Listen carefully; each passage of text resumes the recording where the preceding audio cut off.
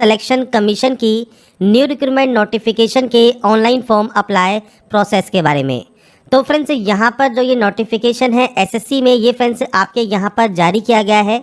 Notice for constable GD in central armed police force CAPF SSF rifle GD in Assam rifle and sepoy in narcotics control bureau exam 2022 के लिए। इसके लिए friends आप online आवेदन कर सकते हैं।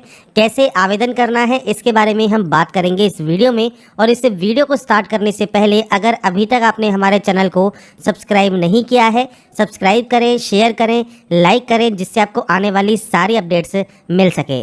तो यहाँ पर देखिए फ्रेंड्स, ये इसका ऑफिशियल नोटिस है जिसके लिए आप अप्लाई कर सकते हैं ऑनलाइन 27 अक्टूबर 2022 से 30 नवंबर 2022 तक। तो यहाँ पर आपको जो इस वैकेंसी से रिलेटेड जानकारी है वो आपको वीडियो डिस्क्रिप्शन में देखने को मिल जाएगी। यहाँ पर आपको कुछ इंस्ट्रक्शंस दिए गए हैं, इंस्ट्रक्शंस को आप पढ़ सकते हैं। जो टोटल नंबर ऑफ पोस्ट है आपकी फ्रेंड्स वो 24,369 वैकेंसीज आपकी यहाँ पर रहेंगी, जिसमें मेल एंड फीमेल दोनों ही कैंडिडेट फ्रेंड्स यहाँ पर इस वैकेंसी के लिए आवेदन कर सकते हैं। पे लेवल जो है फ्रेंड्स वो आपके 18,000 से 56,900 रुपये आपका यहाँ पर रहेगा।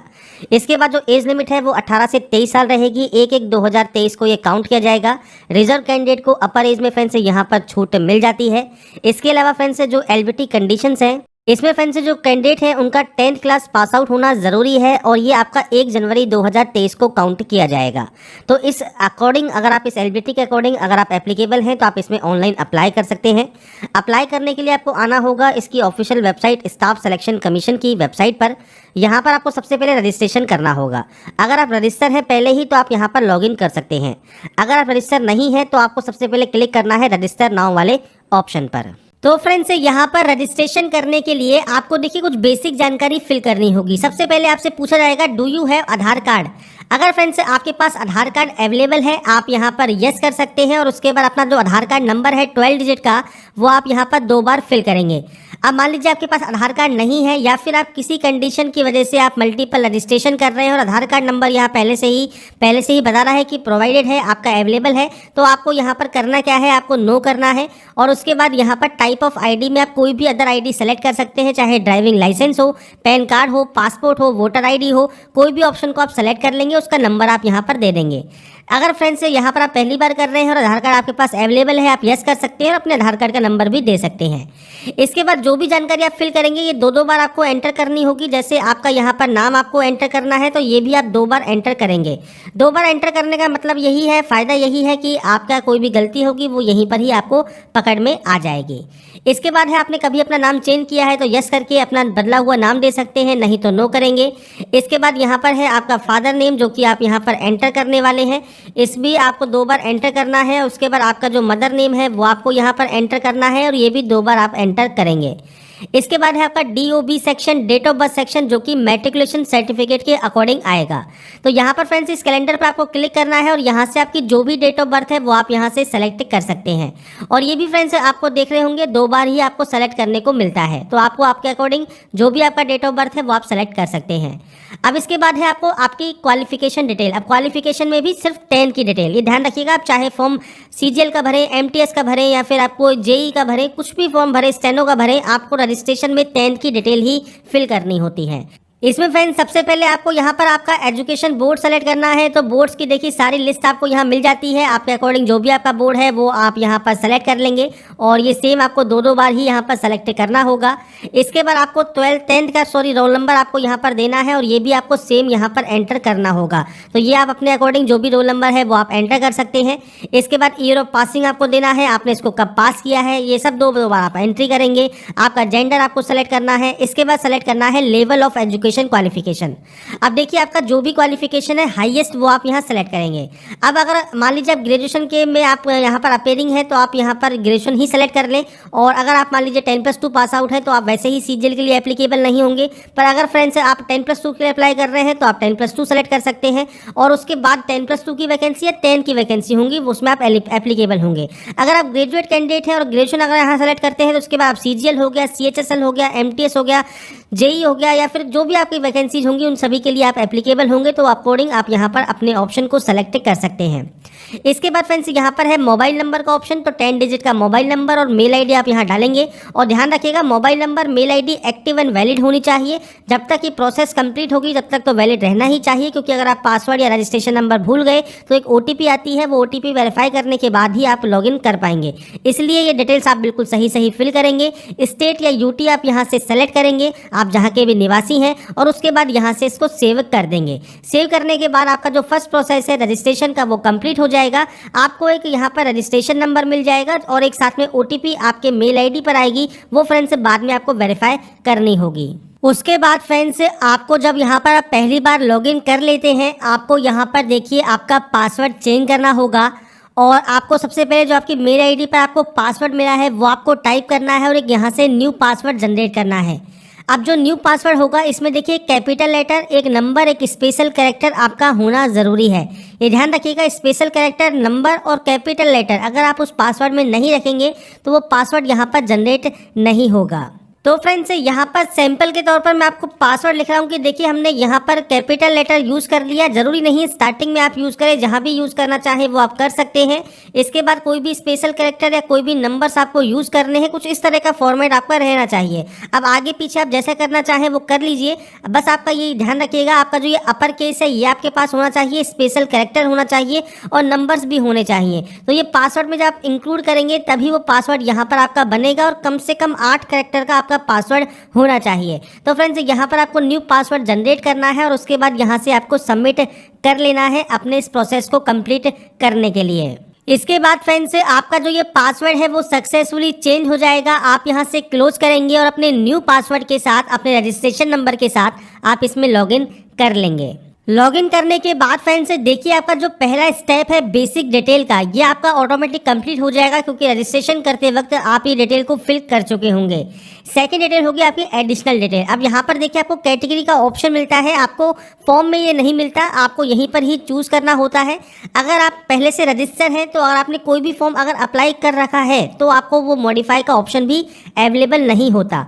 अगर आपने कभी भी अप्लाई नहीं किया, कभी भी का मतलब है कि जब भी आपने अप्लाई किया था वो प्रोसेस कंप्लीट हो चुकी है और आपका मॉडिफाई का लिंक अगर एक्टिव है और आप क्लिक करते हैं तो आपके सामने कुछ इस तरह का ही इंटरफेस ओपन होगा। सेम आपको यहीं पर ही एडिट करना है और अपने यहाँ पर इस रजिस्ट्रेशन को आप सबमिट कर सकते हैं। तो ये चीज़ ध्यान रखिएगा, अगर मॉडिफाई का ऑप्शन अगर आपका एक्टिव है तो ही आप एडिट कर पाएंगे।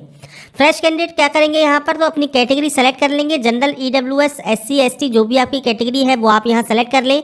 आपकी नेशनलिटी आपको सेलेक्ट करनी है। इसके बाद आपको आइडेंटिफिकेशन मार्क देना है। तो आपके चेहरे, हाथ, पैर पर कहीं पर भी कोई भी विजिबल आइडेंटिफिकेशन मार्क है, चाहे वो ब्लैक मोल हो मतलब काला तिल हो, या फिर आपके कोई कट का निशान हो, बर्न का निशान हो, कोई चोट हो, तो वो फ्रेंड्स आप लिख सकते हैं। अब या तो है नहीं या फिर आप देना नहीं चाहते तो उस कंडीशन में आप नो मार्क दे देंगे। इसके बाद यहीं पर ही आपको सेलेक्ट करना होगा पीएच कैंडिडेट के बारे में, मतलब पर्सन विद बेंचमार्क डिसेबिलिटी के बारे में। तो फ्रेंड्स अगर आप इस कैटेगरी में नहीं आते आप सिंपली नो ही रहने देंगे और ये ऑप्शन का आपका कोई यूज़ नहीं है। अगर आप इस कैटेगरी में आते हैं और यस करते हैं तो आपको टाइप ऑफ डिसेबिलिटी आपकी सेलेक्ट करनी होगी। इसके बाद आपको डिसेबिलिटी का सर्टिफिकेट नंबर यहाँ पर देना होगा। अब यहाँ पर ये बेसिक जानकारी आपको फिल करनी है अपने डिसेबिलिटी की। नहीं है तो आप नो करेंगे तो ये ऑप्शन ऑटोमेटिक बंद हो जाते हैं। इसके बाद आपका पूरा एड्रेस, जो भी आपका पूरा एड्रेस है वो फ्रेंड्स आप यहाँ लिखेंगे। मैंने सैंपल के तौर पर एंटर कर दिया है। आपका पूरा एड्रेस आपको लिखना है। आपका स्टेट कौन सा है इनमें से वो आप सेलेक्ट करेंगे।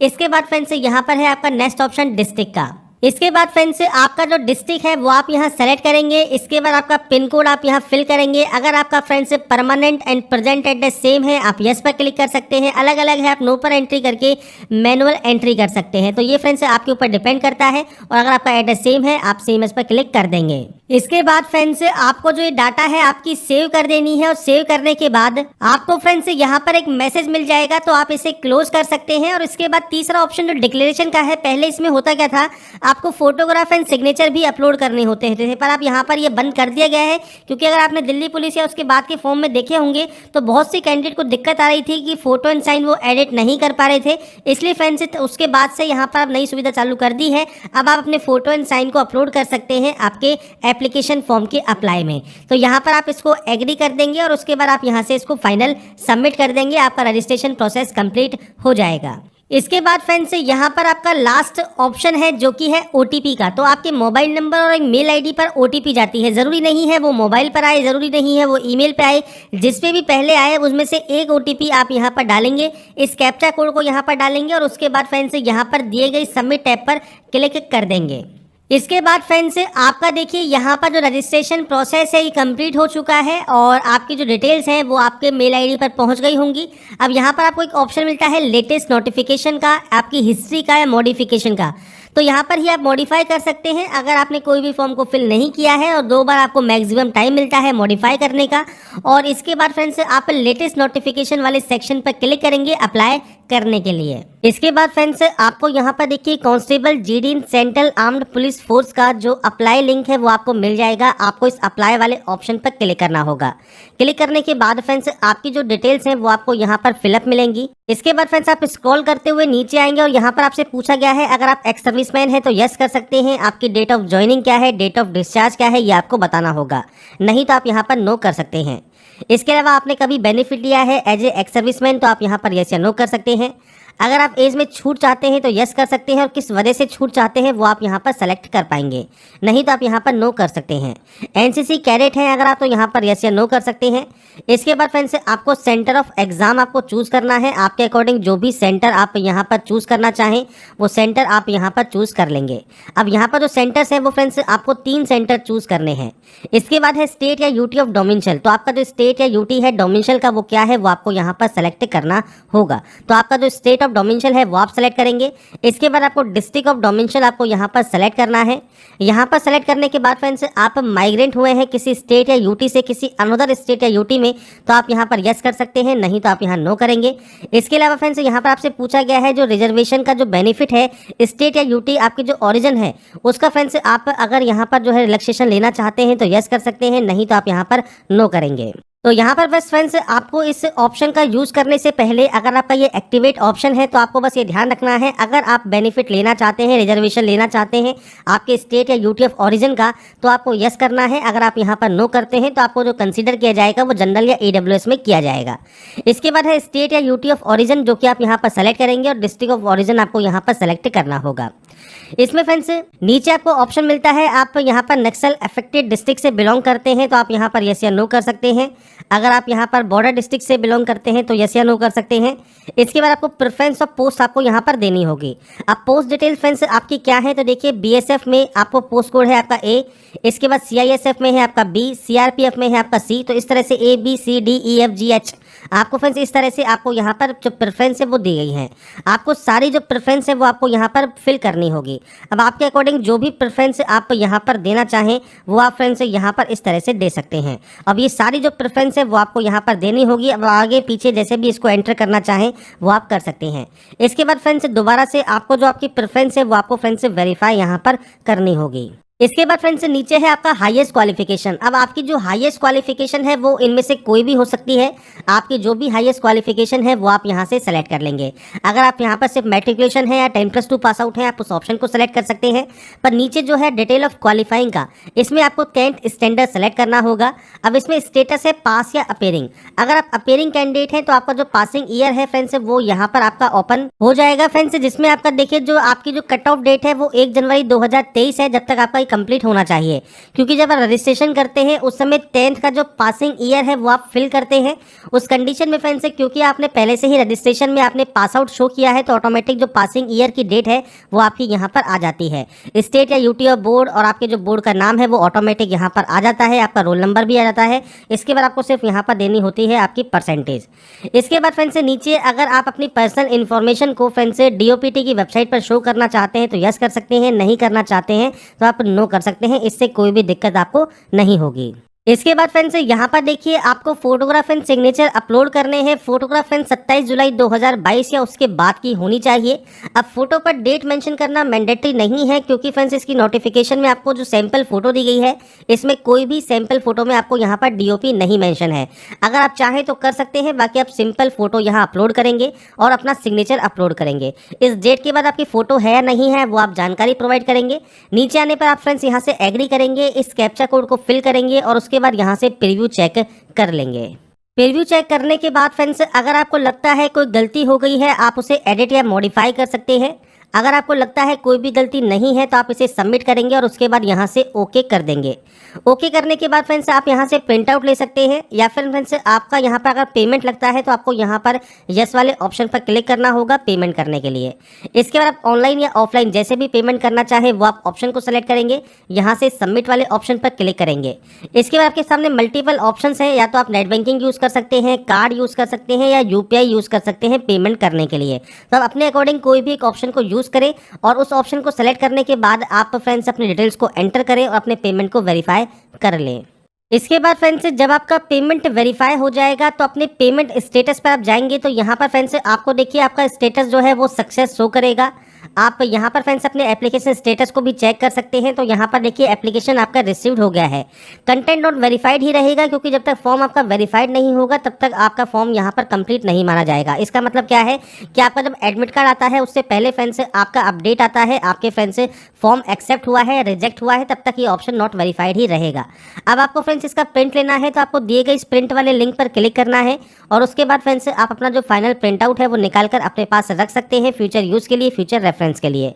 तो यहाँ पर फ्रेंड्स जो ये नोटिफिकेशन है कांस्टेबल जीडी का, ये फ्रेंड्स आपका यहाँ पर जारी हो गया है, जिसकी जानकारी फ्रेंड्स आपको वीडियो डिस्क्रिप्शन में मिल जाएगी jobrasa.com पर, जहाँ पर जाकर आप इसकी डिटेल्स को चेकआउट कर सकते हैं। अगर आप एप्लीकेबल है, एलिजिबल है, अप्लाई करना चाहते हैं, अप्लाई कर सकते हैं। और अगर आपको हमारा ये वीडियो पसंद आया है और आप चाहते हैं ऐसे ही अपडेट्स आपको लगातार मिल सके, तो फ्रेंड्स लाइक सब्सक्राइब इसे जरूर कीजिए, और बाकी की जानकारी के लिए ऐसे ही बने रहिए हमारे साथ, देखते रहिए हमारा YouTube channel. Thanks for watching.